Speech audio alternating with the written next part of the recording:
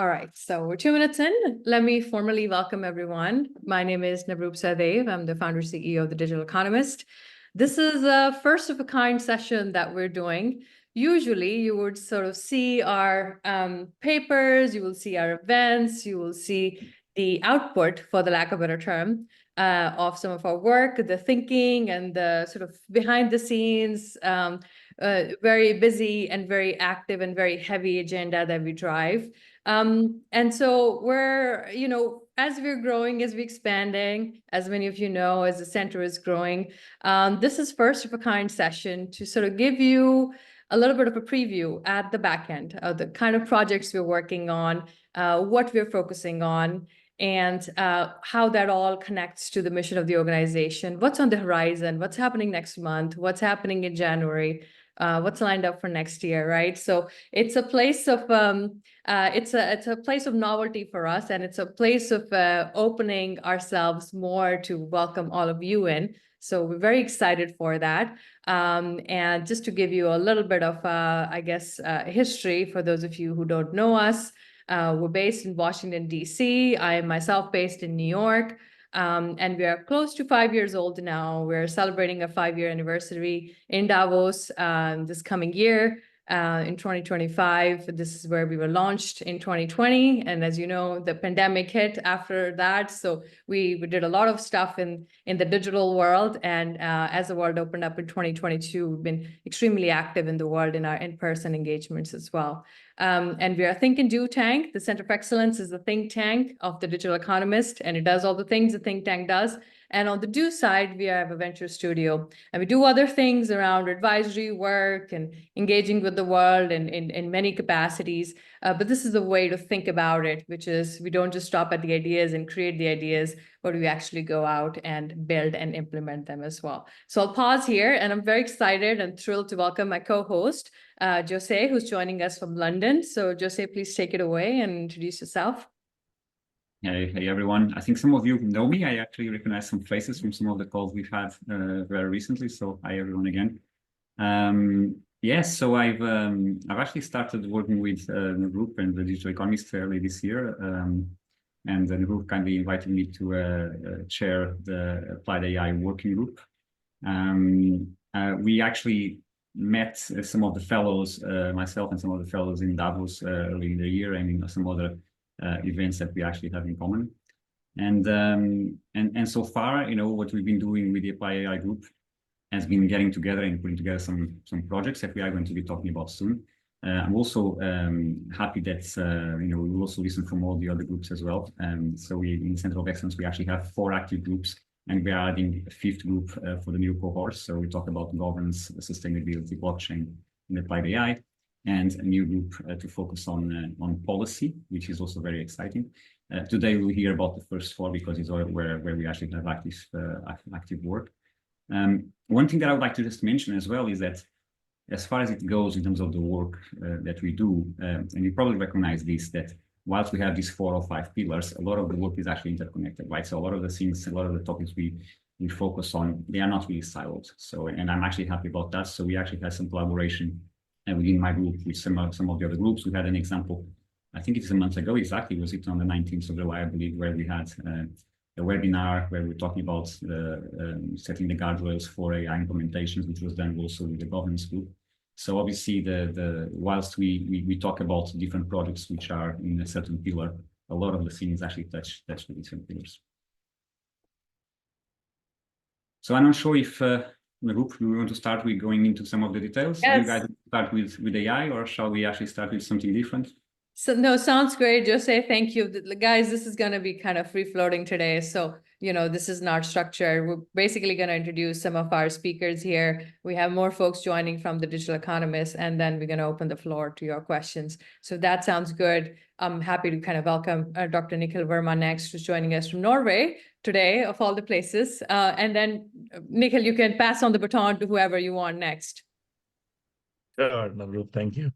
Yeah, well, I'm Nikhil Varma. I'm based out of New Jersey, but today I'm in Norway. I'm a visiting professor here, so teaching blockchain and supply chain to a bunch of interested master's students over here in a small town, but it's a lot of fun.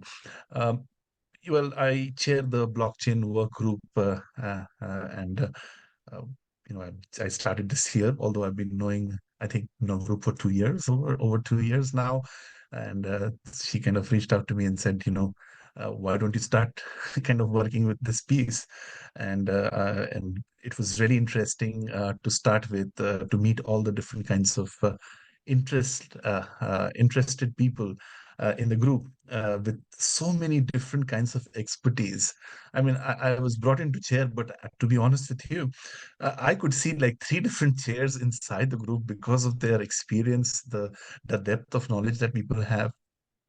So we finally started subgroups, and we have 3 subgroups as of now, and we are very open to start any subgroups based on, if somebody with that depth of interest and knowledge comes in. Currently, we are focusing on carbon credits, which is which has a big intersectionality with the sustainability group and the AI group. And as a matter of fact, there's a lot of AI piece also over there. We have blockchain and governance, which is very interesting, and we have two very skilled people in that group, who are subgroup rather, who are looking at some very interesting projects.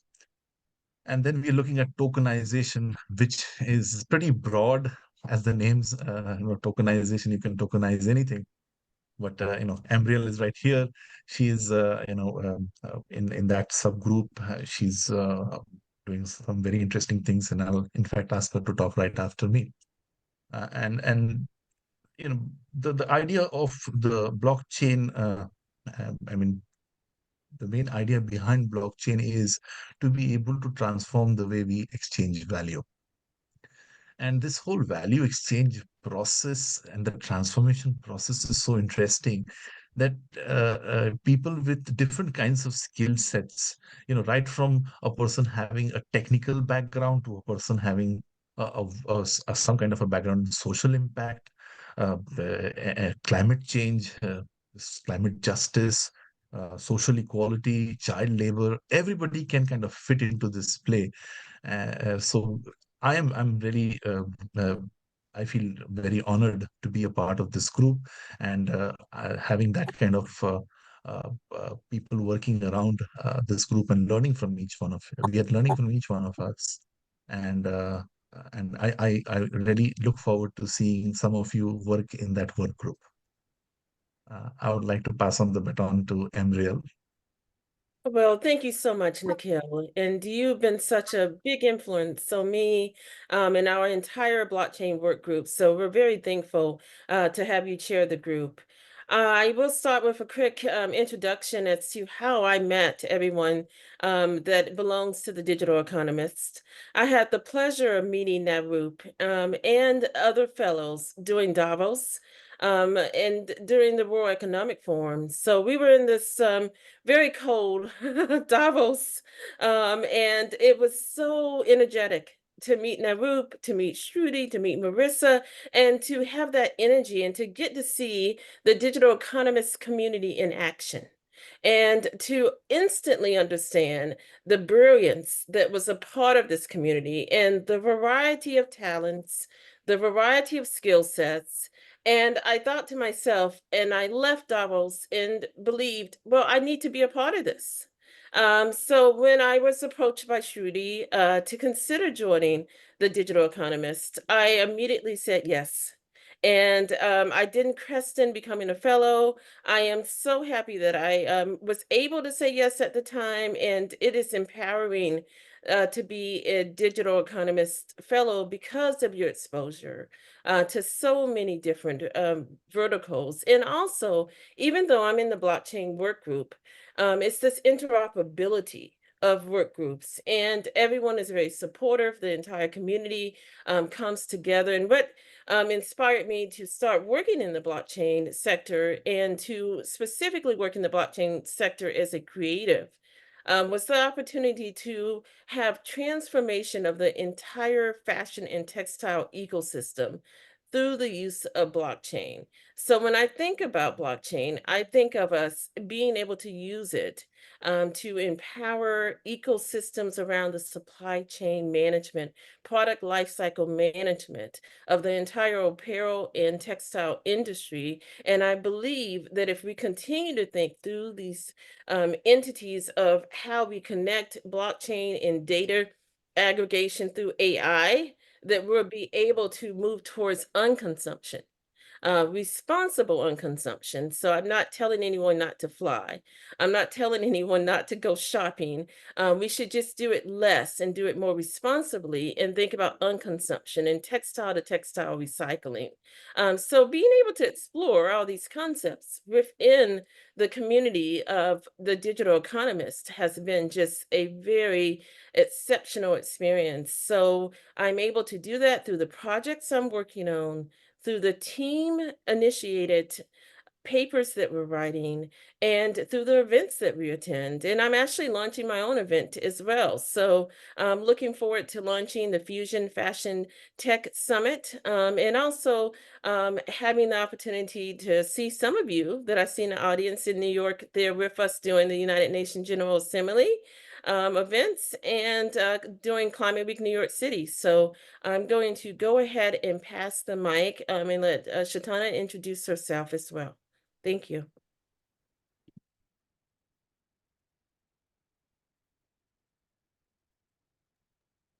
Thank you. Hello, everyone. Good morning, good afternoon, and good evening from wherever you are joining. Thank you, Ambriel, for passing on the mic and such rich discussion we had right now. Am I audible?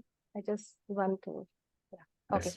So my journey in digital economist has been really great. And for me, I mean, I was also approached by Shruti initially. She told me that, we have this kind of a fellowship. Why don't you jump in? And it would be a great experience. That is one thing that I can vouch for. And I was like, okay, yeah, it sounds great. So then I joined the fellowship, and since then it has been amazing. One of the important fact that I like about the fellowship is that you have different, as Nikhil said, that you have so many experts coming from different areas, and then you share the knowledge, and that actually enhance your understanding as well. So I am a part of the sustainability group, and we have really amazing, fellows over there, and also our senior fellow Bruce, who is amazing. And we are kind of working on really wonderful projects. And one of the reasons that I chose sustainability group, because I was really interested in that area, venturing into climate change, and the sustainability area is an important intersection.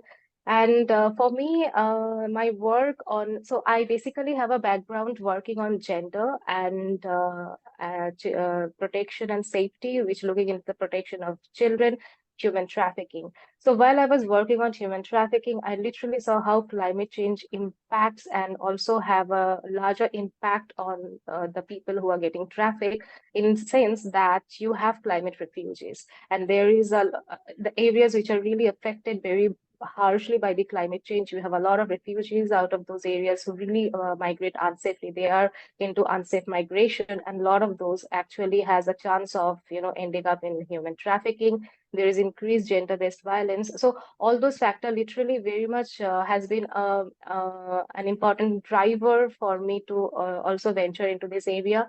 And one of the and in the sustainability group, we are actually working on projects where we look into the climate resilience or climate just action, or climate decision making, whatever you say, in a very human-centered lens.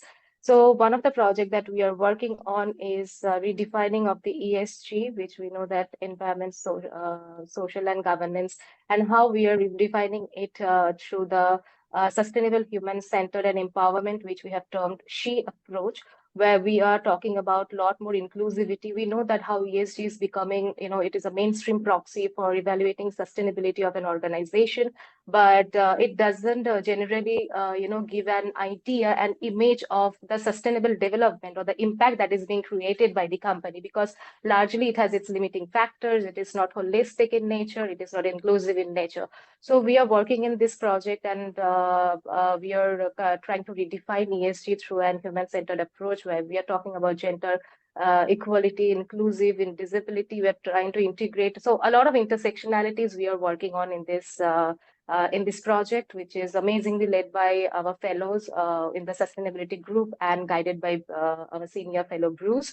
The individual projects are also there, which we are, kind of running in the sustainability group. And another important thing with the Digital Economist is that we also have this, as Nikhil said, and also Ambriel said, that you have, you can learn, cross-learning is there. So the carbon credit project that the blockchain group is running, we are also, the sustainability group is also a small part of that carbon credit project that they are working on. So there is also cross-learning between different groups that are there, which is amazing and a very enriching experience for us.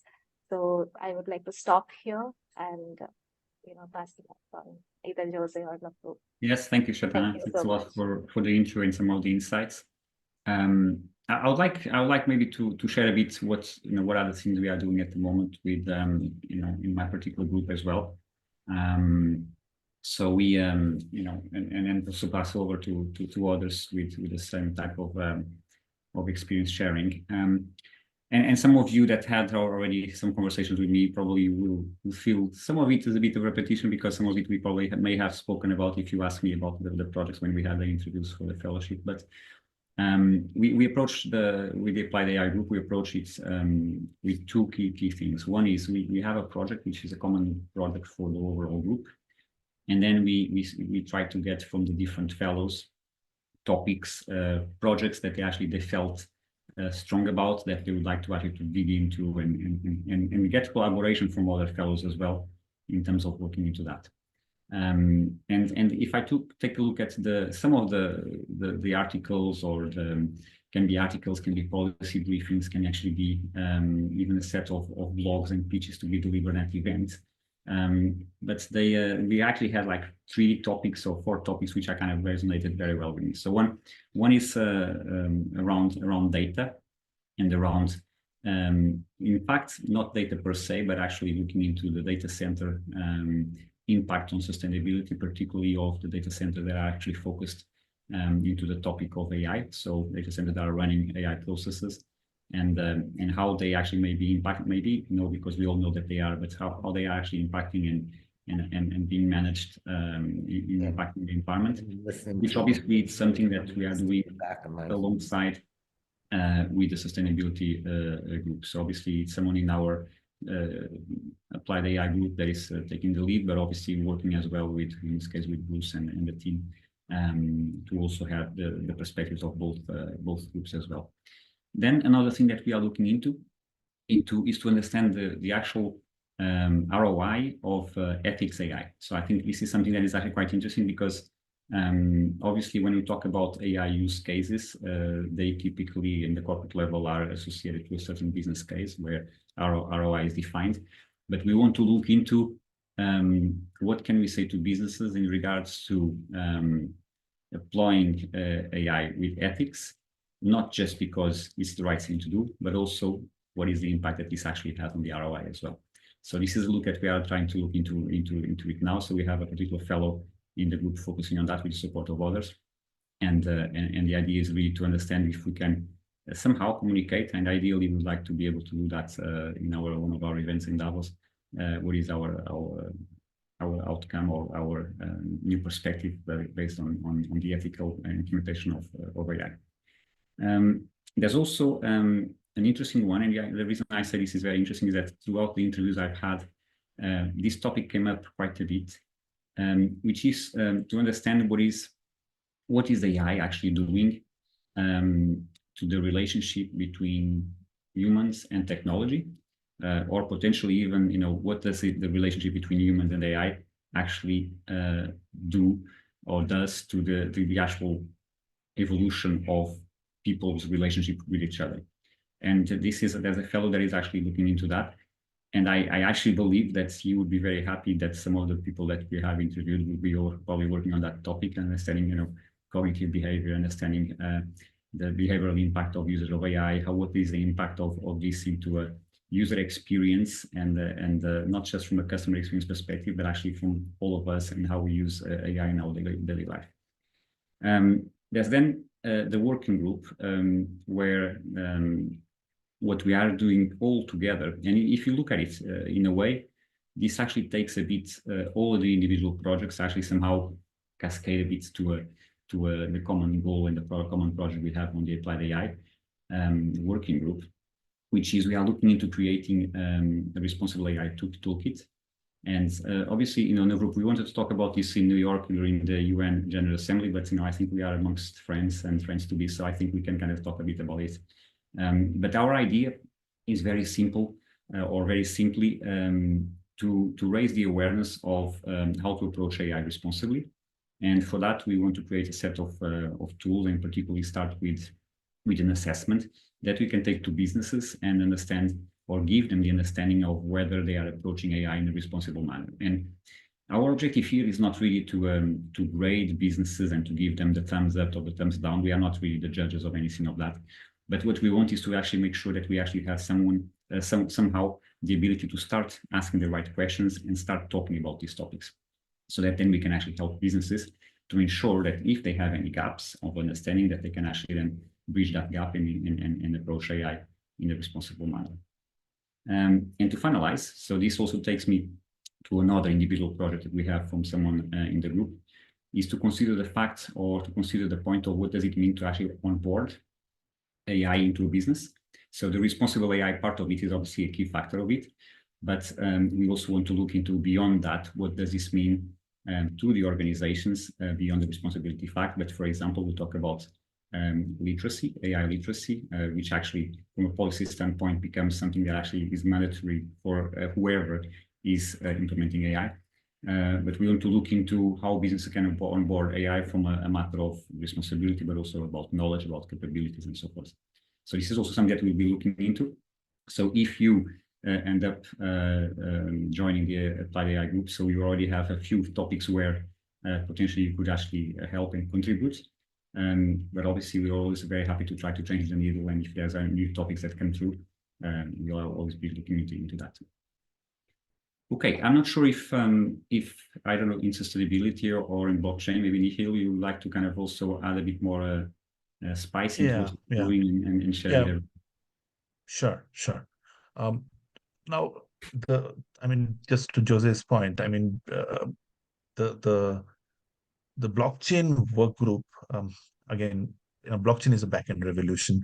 It's not a front-end revolution. Blockchain is going to be a support function. It's going to bring in trust. It's going to bring in transparency. But one of the key things that people who work in this space understand is that you just can't have blockchain. You have to have blockchain with some more metadata around it. And that's where these expertise area comes into play. So if somebody is looking to do anything in a blockchain, you have to understand the domain well. You have to understand, suppose you're working in carbon credits, you need to understand what exactly carbon credit market, how does carbon credit market actually functions, right? And that is where our relationship with the sustainability group comes into play, because they will be able to give us that kind of expertise and that peer guidance, that okay, if you are trying to decentralize things, what would be the best approach to do it.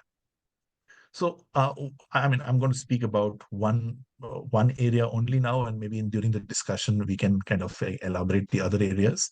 One area, and not that this is the most important, it's just that I'm just randomly selecting one of those, which is the area of carbon credits. And carbon credits, as much as they sound as an area which is going to make the world say better, sustainable, we have some kind of an economic framework around it. It has been something that has been most abused. If somebody asks you a question, when you buy an airline ticket, Ambriel was talking about degrowth. And when you actually buy an airline ticket, they tell you, pay $14 and, you can neutralize your carbon footprint. Yeah. If you pick up the phone and you call the airline and tell them, hey, what exactly is this $14 going to do? And I've done that, as a matter of fact. Okay. And they said, we don't know. Then they lead you to a sustainability group. You go to the sustainability group, say, hey, what is this $14 going to do? Hey, we're going to buy carbon credits. Now, what is this carbon credit that you're buying from? Where is this carbon credit that you're buying from? We don't know. We buy it from a secondary market. Is that carbon credit for real? We hope so. Where is this carbon credit balancing? Where is this actually the balancing act happening? We don't know. So how do you procure it? We buy the cheapest one. Okay. Now, I mean, this is real interaction. This is how this piece works, right? And then we are out there feeling good that, oh, I just neutralized my carbon footprint by paying that $14. I'm such a nice person here, right? Eventually, all these projects, all these things have taken a turn of something which they were not meant to be. They were not meant to fill the pockets of big organizations and institutions. They were meant to make a more sustainable world. So to be able to kind of, clarify work, this is a program. This transformation cannot be done by one single project. There would be multiple things that we'll be doing here. One of the things that we're looking at is, where are the pain points? What is this secondary market that people are talking about? I mean, when you actually look at blockchain intervention with carbon credits, people have tokenized carbon credits and they feel that, hey, we've done a great job here. But that tokenization is the easiest and the least impact activity, actually. You should actually have traceability of where this carbon credit is coming from. And we don't have that information. So we have got into that path of looking at integration with IoT, having an AI kind of an interface to be able to kind of bring in more traceability, having a more impact on that carbon credit, so that the next time you pick up the phone and say, where is my $14 going? That person will be able to say, this is neutralizing this much of carbon footprint over here. This is the carbon credit that I've bought to be able to neutralize that. So, I mean, I'm just kind of presenting it as a professor presents it in a classroom. I'm sorry, I can't help. This is what I do as a living. But the project essentially is revolving around this kind of an objective, and has lots of things that we kind of missing pieces that we still have to figure out. There are a few things like the subjectivity, the oracle, whether how to be able to make sure that there is no false claims being made if the IoT gets faulty. So I would love to have people with different kinds of backgrounds, different kinds of interest areas be a part of this project. That I feel is going to make a difference. I hope that by the end of this year, we have some kind of at least a plan to be able to define those small projects, which would kind of put together, would have this carbon credit market. We are able to kind of at least create some dent and say, hey, this is how we will be able to change things.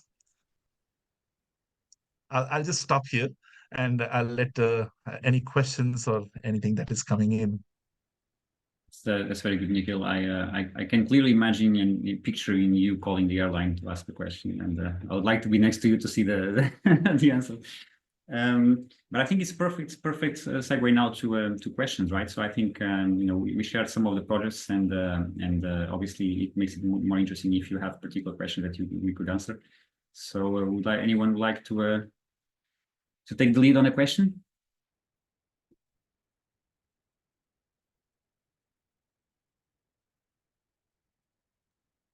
I know it's a lot. You have.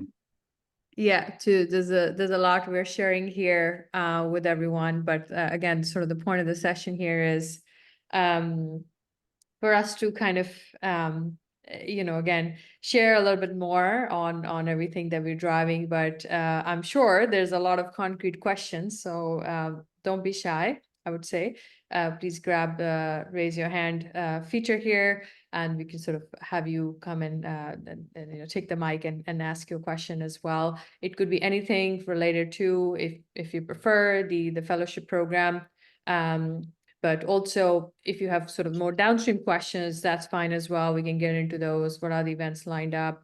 What are the activations? What are the plans for Davos? So there's no question, big or small, or any order.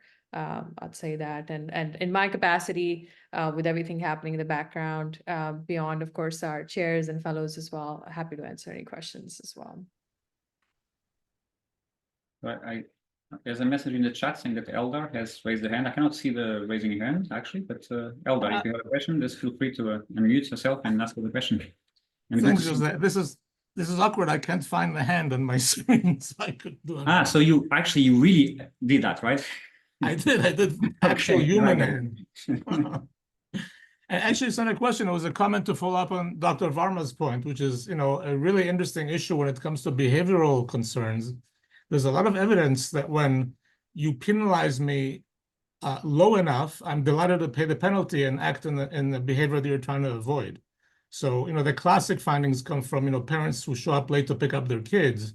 Once you impose a penalty, they're delighted to show up late to pick up their kids because now instead of feeling guilty, they're paying you a few dollars. And so every time I see the carbon footprint issue, if the guilt I feel is bigger than the $15 you charge, I'm delighted to pay the $15 and fly more than before.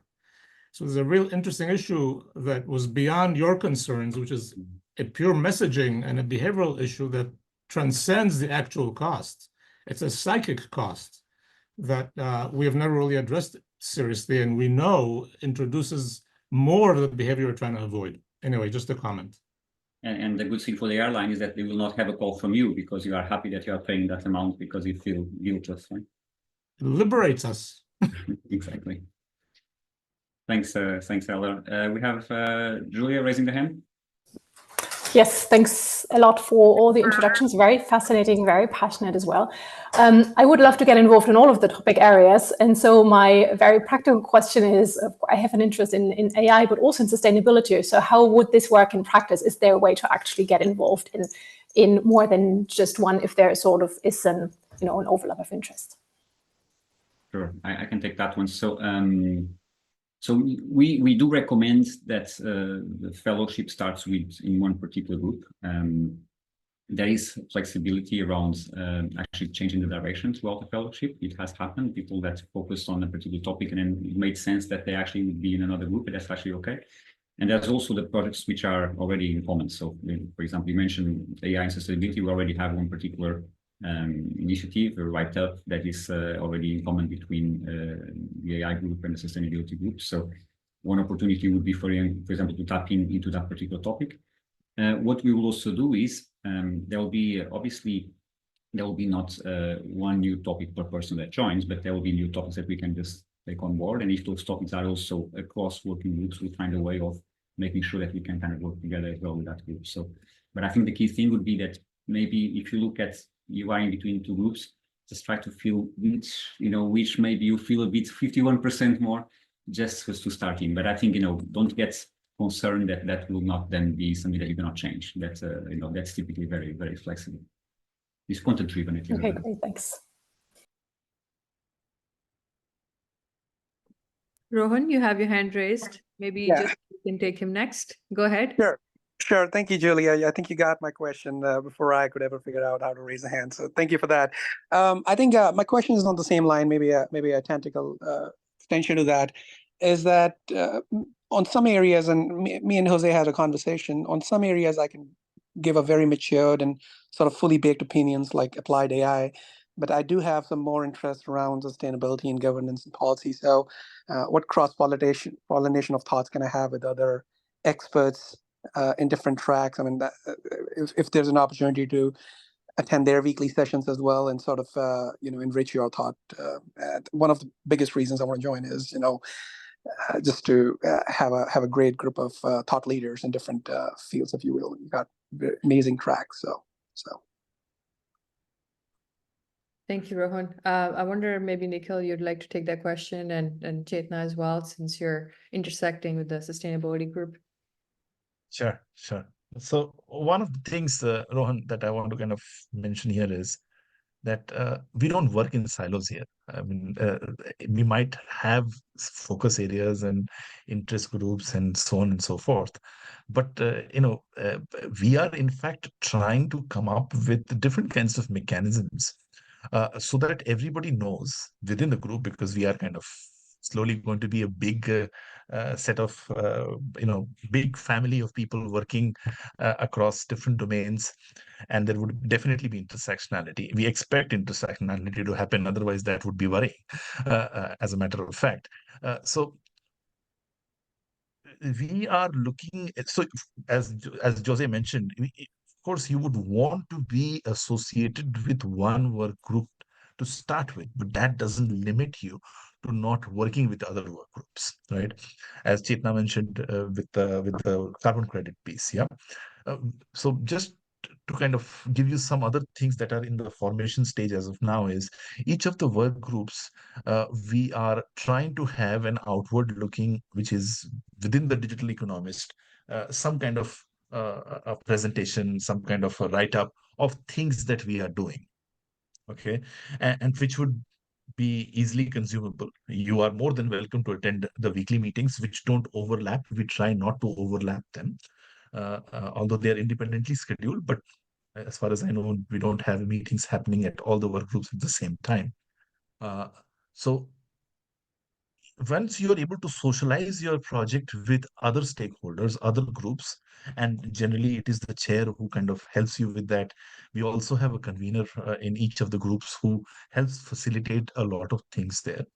And I'm guessing as we kind of grow in size, we will have more people trying to do the facilitation part also. And Navroop is, kind of a common feature. I don't know how long she works in a day, or maybe she works like 24 hours out of 24. I don't know when she sleeps, because I see her in all the meetings, and she knows every single thing that's going on. She's kind of helping facilitate things. But to make it more scalable, what we are trying to do is from each of the groups, we are trying to have some kind of a socializing document. These are the things that we are working on. These are the things that we would like to kind of work with other people, and then that cross pollination will happen. There's also just one. Well, there's also the obviously there's by natural channels as well, that we have a monthly call of all the series. So it's always an opportunity. You may not know today that we actually want to work also with another work group, but you may find out in 2 or 3 months that that's the case because of the things you listen in that series. So that kind of also another channel is implicitly open. And I think the third one I would say is about also the events. So I for example, one of the events that I actually went, it was in June, I believe, was a sustainability event here in London. So obviously the opportunity for me to go to that event was because I was local here, and the Digital Economist was invited. It was not my area, but I had some interests, and obviously I was able to do that. So those opportunities will also be there as well. Amazing. Yeah. Thank you, Nikhil. Thank you, Jose. Yeah. Because there's a lot of commonality between some of these tracks, particularly AI and governance and policy. And I know these tracks are going to mature along the way, and so are these problems that we're trying to solve. So just was curious. So thank you. Thank you, Rohan. I do want to bring on board Fabrizio and Mark as well. And we have a question from Angie in the chat. Just FYI for everyone, COE is just the Center of Excellence, is shorthand for that, that Jose was referring to. But I do want to sort of, I guess from a design perspective, just add to what Nikhil and Jose already said about, cross-pollinating. Historically, there used to be one call every week, and all these topics were in sort of the same meeting, right? And as we grew, these became specialized tracks. And so we make sure, again, as Jose mentioned, that we have a weekly touch point with your, focus area, because of course you specialize as you grow. But then there are these monthly meetings, and this is also something that we add on ad hoc basis to, let's say we're preparing for the climate week, right? That's coming up in September. So we'll have a meeting before that, that's center-wide. So everybody's briefed, everybody's ready. You have all the logistics, you have the topics, you have a briefing of all the events that we're hosting, the partner events, etc. And certainly for a space like Davos, which requires that sort of pre-planning for the lack of a better term. So you have a monthly meeting, and then you have, these ad hoc as necessary type meetings as well. And then of course, touch points around the world for in-person events. A lot of us will be meeting. Maybe I can take this opportunity. We're almost 40 minutes in this, but a lot of us are meeting in New York next month, right? For the General Assembly week, for the Climate Week. And there's a full calendar of events that we've lined up, and that's sort of the next part of also what we'll start sharing, with the community. I do want to take Angie's question, Fabrizio and Mark, just before we bring you on board here. She's asking about the challenge of advocating for the ethical use of tech in international context. So my sort of short response to that would be, we're working with the World Bank, World Economic Forum, a number of large international organizations. We have folks here from IFC, for example, IMF, et cetera, Inter-American Development Bank. So we have access to pretty much all of the large multi-stakeholder bodies, and they too have some of their workflows and work groups. So we engage very actively with them. So this is not a one-off thing that we do and, go out in the world and talk about. This is part of our everyday work, right? I just want to emphasize that, because we are global and we're local at the same time. So one of our initiatives is the Africa Coalition, right? Because that was a missing piece in Davos, and you never know how things grow. There's something to be said about non-linearity with the kind of work that we do, right? 2 years in the UN Development Program, as well as 3 African national governments and the Africa Coalition and the Digital Economist, we're hosting an event on the 20th. Right. So this is almost a year and a half, 2 years in. So the things develop. This this is a community for life if you choose to keep it. And so I think that's really something I wanna emphasize. And Angie, of course, can add more context to it, but I just wanted to share the example of the Africa Coalition, and I'll drop the link here in a second. Fabrizio, please go ahead, ask your question. I just have one thing to add over here, Navroop, regarding the question that Varma and Julia had, is that we also have a Slack channel, and if you're doing an individual project, or even if you're doing a group work, if you want to cross-pollinate with any of the other groups, be it blockchain or AI, you can directly Slack into that group, or we have a common group for everybody who is there, which is the Center of Excellence group. You can write in there like, hey, I'm interested in doing this project. I would want anybody from the Applied AI group or blockchain group to come and collaborate. So that is also there. That option is also there for us, in working in a very intersectional manner. So that is one point I wanted to highlight. Thank you. Thank you, Chetana. Tooling is important, right, in the digital realm. So thank you for mentioning that. Great. Sorry, and thank you for your patience, Fabrizio. Please go ahead. Oh, thanks to you. Thanks for letting me join in. I am a Chief AI 42000 certified, and I'm wondering, because it's what I'm taking care of, about the global regulation, because what I see, we basically don't have a foundation framework for anything. Each country or government is working locally or according to some agreement they have with the major player like Google, Microsoft, for example, and recently also the one behind Anthropic. And for a company with the global imprint, not only localized in the headquarters, but also in all the other countries around the world. For example, the adoption of the AI is a serious pain, because you can define also, if you have because in my company we have, for example, a governance team to analyze all the requests from the business where the AI or the generative AI is involved. The problem is that you cannot have a blueprint to roll out at scale, simple because for each country they are policies without the same grounding. For example, if you simply look at the ethics, it's following almost what is in the AI Act, no? But in the Europe, there is also the one of the offset, and the AI Act don't follow the offset, but some countries following the offset, but they don't follow the AI Act, also if they are in an act. And if I look outside Europe, other countries totally ignore the AI Act. Now, my question is, how we really can make something to change that? Can you repeat the last part, because you were breaking and I couldn't hear this last sentence. Yeah, simple. How we can fix it? I mean, Yeah. the missing ground. There is no a foundation.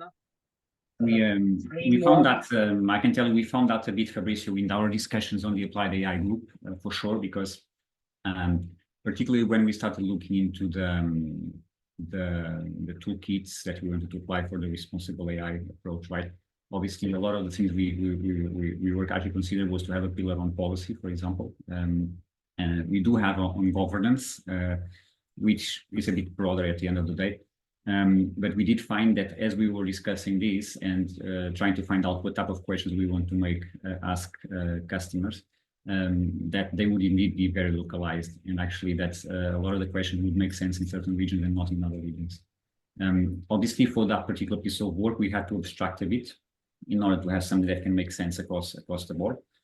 But as we also went through, and also when we saw the interests as well in marketing on the policy and the amount of gaps that can come up when discussing policy across regions, this is also why we also create this working group for policy.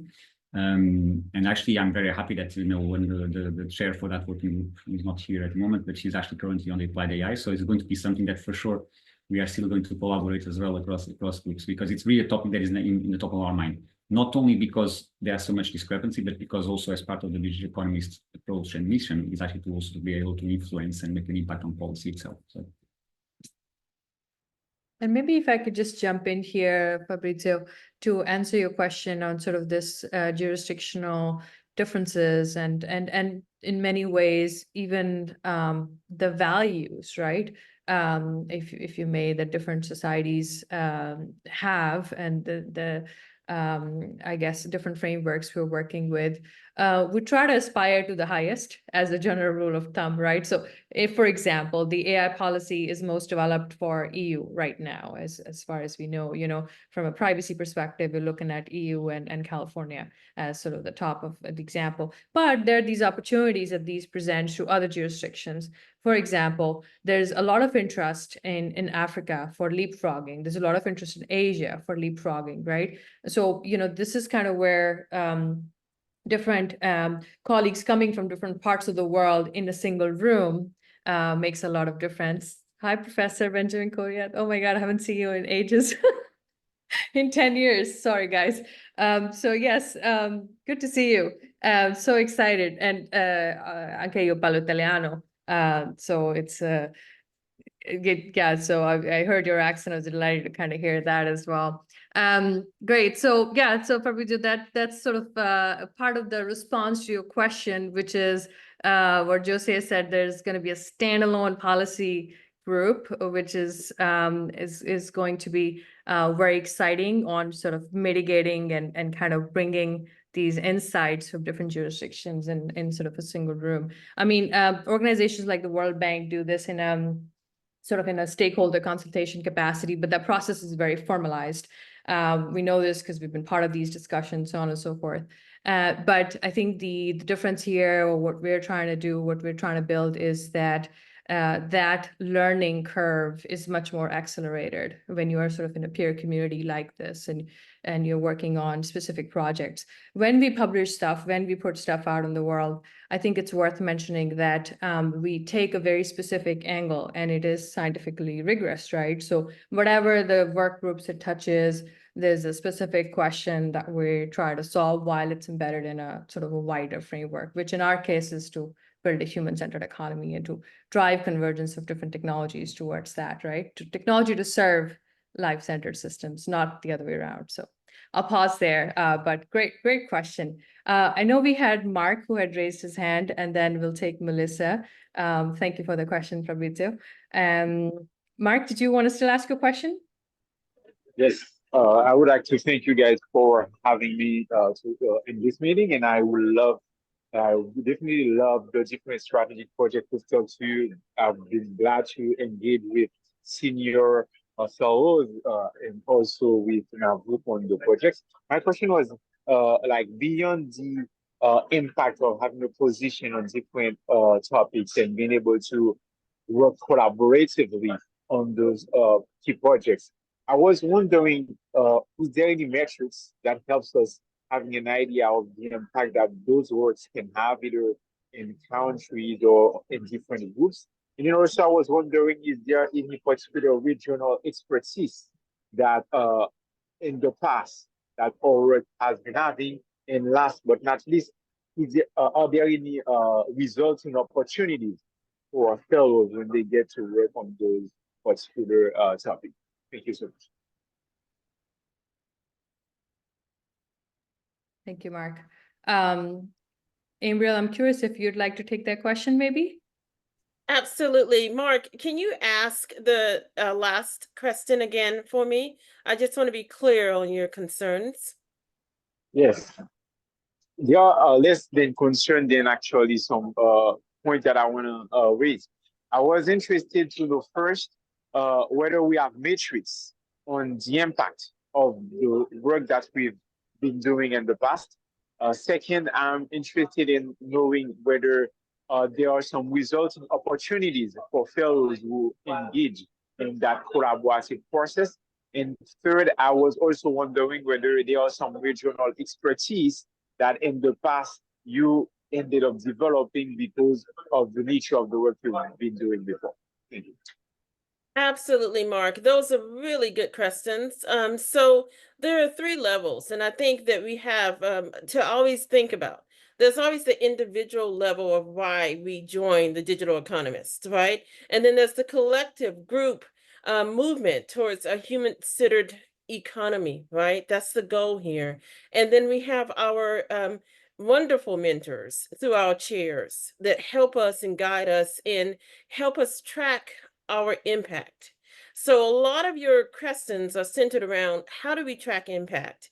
How do we know if we are actually moving things forward or not? And the way we do that is there are several different tools we use. When we go to events, we make sure that we are impactful in terms of our community outreach to other members of those different events that are in attendance. So we're always very much so talking to them and taking in data just from one-on-one conversations. A lot of that data is recorded, or if the people agree to an interview. And then we're able to kind of compile all that data, like for Paris Blockchain Week, for example. We will take all that data and then turn that data into developmental tools for our internal purposes, but more so also for externally activating the community to get their input on if our appearance and our involvement at the Paris Blockchain Week was impactful or not. We also have the data that comes in through zero-party data, right? So we're always collecting zero-party data through any initiative that we do, Mark. In addition to that, we're also tracking impact from past events. So we're always able to move and look at if anything occurred that was an initiative that we launched that was able to activate a new understanding, a new awareness, knowledge dissemination, leadership activation, or if any of the things that people learned from us actually meant anything to them. In addition, I think your last question was centered around being involved from a perspective of things that you do individually and how those things flow into the Digital Economist. And my answer to that is I've been very fortunate. When I started work here at the Digital Economist, one of the projects I wanted to work on was the Fusion Fashion Tech Summit and the Fusion Fashion Tech Society.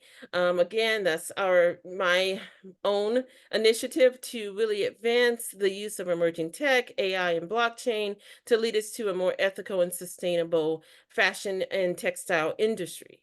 And I gave this to my chair, Nikhil, and also through Navroop, and they were instantly supportive of the concept.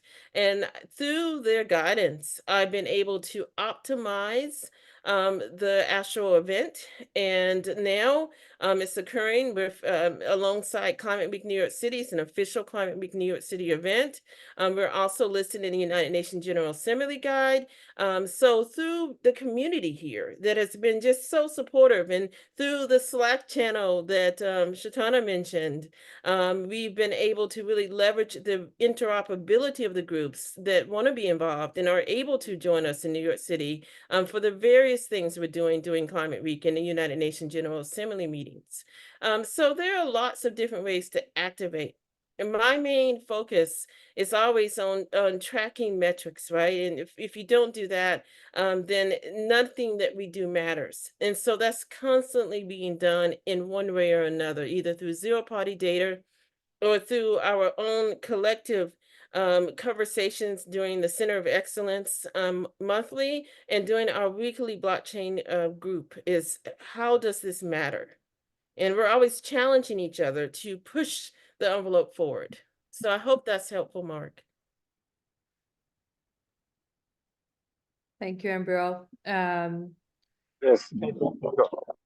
Great question there, Mark, and Amber also. I think you gave a very thorough response here. There's certainly more, and I know it's a lot of information for everyone to process. We'll of course be briefing in a more slightly more formal way the documents such to the incoming executive fellowship cohort. I do want to invite Melissa for her final question of the day. We're almost at the hour, so we have 2 more minutes, so we'll take that one and close right after that. Thank you. Thank you so much. I think considering that there's 2 minutes left, I will reserve my questions because there are many. So rather, I think I'll just share a comment and a reflection. I think you have really quite the model here, bringing together passionate individuals into communities to develop, say, working groups, to work to try to solve stubborn and intractable global challenges. And this towards a human-centered economy, that's a really bold and noble cause. So it's fascinating and obviously very exciting. And maybe I'll share my questions over email or something like that. But I'd love to be involved. So well done, everyone. Thank you, Melissa. I think that's we look forward, first of all, to your questions, and I think we're tackling a lot of these on emails and meetings and webinars these days. A very exciting phase, of course, for us as we grow as well. And then maybe I could just do a quick round the table here with our speakers. If there's one sentence you want to leave us with, or even one word, please share that now, and we'll conclude the session. I'm sure all of you have more questions and comments. We're of course available via email, so fellowships@thedigital-economist.com, or more general ones, info@thedigital-economist.com, and we'll get back to you. But maybe we can start with the same order we started. So Jose, Nikhil, Ambriel, and Chetana. Now, I would like just to close with maybe just a very quick thing, because it's probably what crossed my mind before joining was about, am I going to have the bandwidth? Am I going to have the ability to commit to what is required in order to make an impact? And at the end of the day, it's all driven by our own agenda as an individual. So obviously it's the direct relationship between what we put in and what we are able to create. But there's also flexibility on making sure that things can happen depending on everyone's bandwidth. So that's something that we try to maximize and be flexible about, so that things work for everyone. Yeah, I would just like to add to Jose's point. In fact, I had a similar kind of a situation. I was not sure whether I'll be able to put in that kind of time, given the fact that I'm so spread out with so many different things in my teaching, and I work with a blockchain foundation, and I kind of travel a lot. But it's just that this group and the energy that is here is making me feel that I'm becoming a better person every time I interact with everyone here.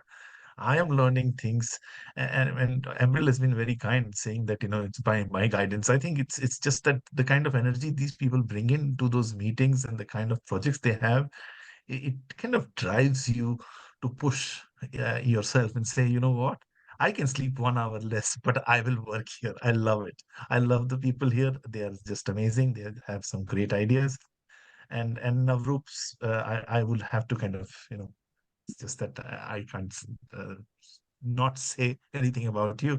You are the force and energy behind this to motivate all of us to be able to do such whatever we are looking to do, and hopefully we do something which would have more and more impact.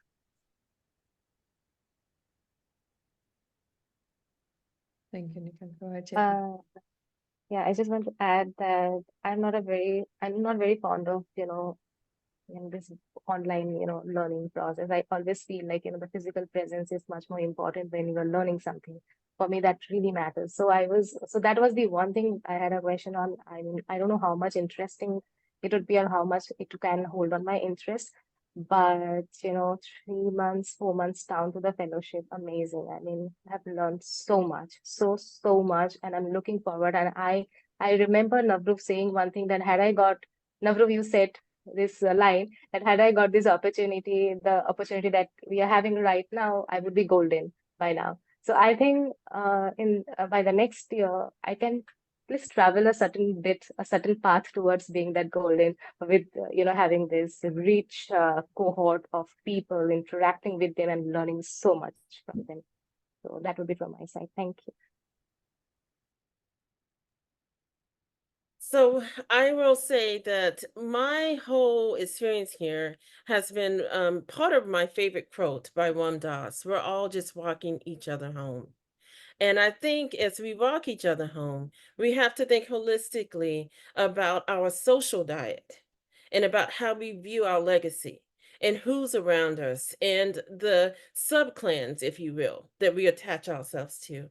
And so through that, I believe that by being a part of the Digital Economist, and as we walk each other home towards a human-centered, towards a circular economy, a more sustainable and more ethical world, that we have to understand and be approached our own environment in how we fit into this circle, with great understanding about other people's legacy and what that they want to do and what they want to accomplish and how we can bring them in. And that's what we're doing here with the Digital Economist. That's what this meeting is about. It's about bringing people into the circle that want to also have the same type of goals and want to move us towards a more human-centered universe so that we can all walk each other home together.